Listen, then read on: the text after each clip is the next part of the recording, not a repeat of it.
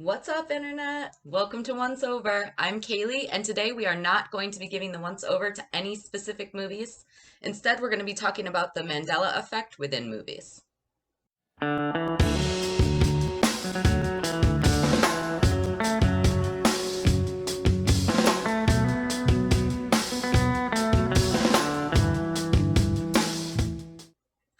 Let's start out by defining what a Mandela effect is.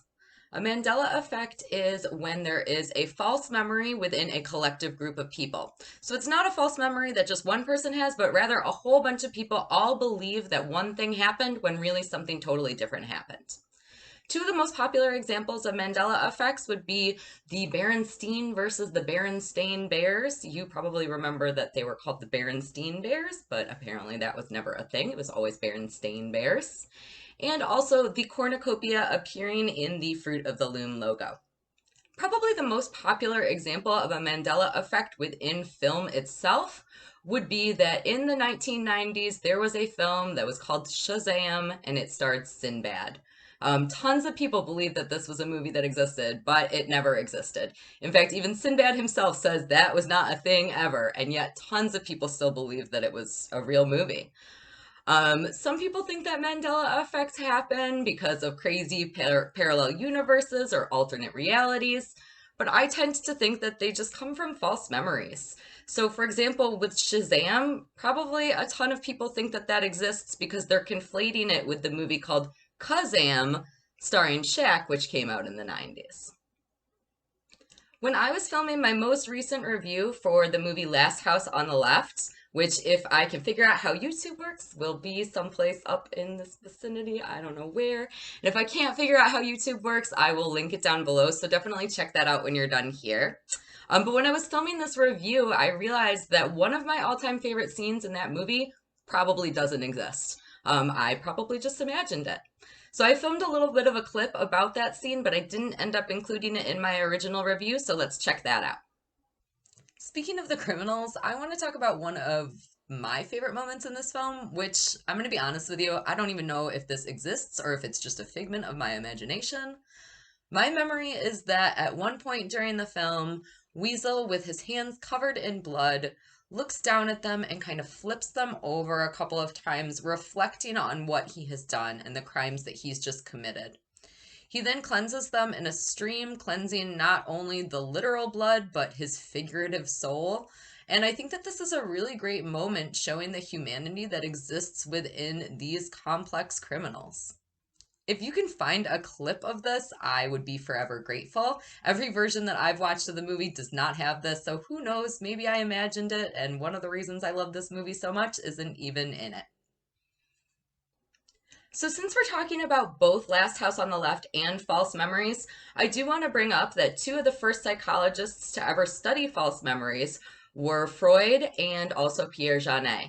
And that plays in perfectly to our topic of Last House on the Left because of this little banger of a scene from that movie. You sure? Yeah, Frood.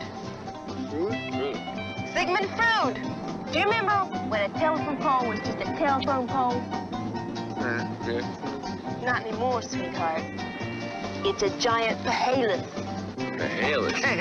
I can't even look at the Grand Canyon anymore without crossing my legs. The idea that one of my favorite scenes from Last House on the Left probably doesn't actually exist is completely earth-shattering to me. It makes me question if I love that movie as much as I think that I love that movie.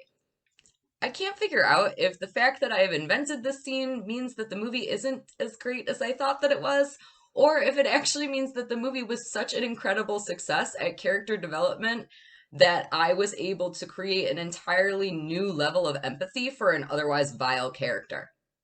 So this got me thinking, am I doing this in tons and tons and tons of other movies?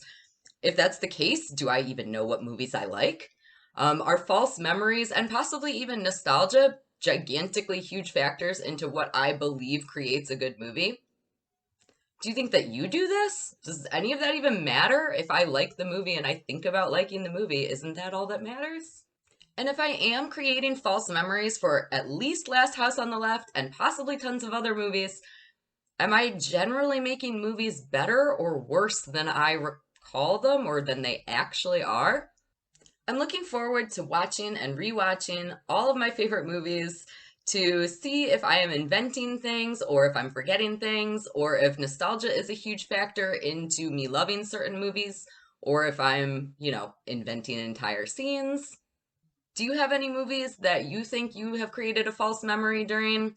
If so, what are they? Tell me about them. Are you aware of this scene in Last House on the Left? Is it possible that this is actually a Mandela effect and other people remember this scene and it's not just me? Does it really exist? I don't even know.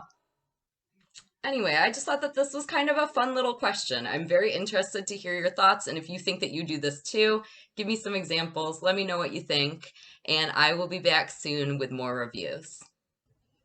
And finally, I just want to say thank you so much to everybody. Thank you to everybody who's subscribed to my channel. Thank you to everybody who's been so supportive of me. I really, truly could not do this without you guys. You're making it all worthwhile. I appreciate you guys coming on this journey with me. It's been a challenge and it's been exciting, and I can't wait for the future. There are a few people that I would like to thank specifically. So, in alphabetical order, thank you so much to Caesar. His link and information is down below. Thank you to Chris and to other Chris and to third Chris. I'll let you guys duke it out to figure out which one of you is who.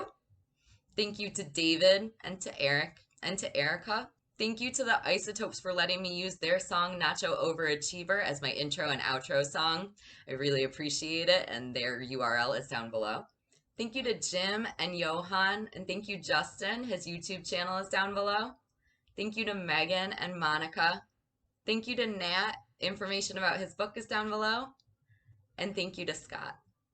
I really can't say thank you enough. Thank you so much for coming on this journey with me.